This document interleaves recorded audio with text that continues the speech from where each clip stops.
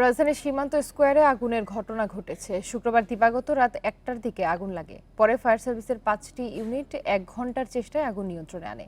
বিকাশে কম খরচে ক্যাশ আউটের লিমিট বেড়ে 50,000, প্রিয় এজেন্টও 2টা।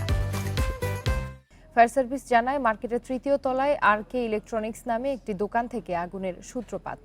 এতে দোকানটি সম্পূর্ণ পুড়ে গেছে। পাশের কয়েকটি দোকান কিছুটা ক্ষতিগ্রস্ত হয়েছে, তবে কোনো হতাহতের ঘটনা ঘটেনি। প্রাথমিকভাবে বৈদ্যুতিক গোলযোগ থেকে আগুনের সূত্রপাত বলে ধারণা করছে ফায়ার সার্ভিস। তদন্ত সাপেক্ষে ক্ষয়ক্ষতির পরিমাণ জানানো যাবে বলে জানিয়েছে সংস্থাটি। মোট 5টা ইউনিট ঘটনাস্থলে আসার পর আমরা দেখতে পাই যে একটা 6তলা একটা মার্কেট, 6তলা মার্কেটের 3য় তলায় একটা কর্নারে আগুন লেগেছে। মোবাইলের দোকান, সেই মোবাইলের দোকানে আসলে আগুনের সূত্রপাত।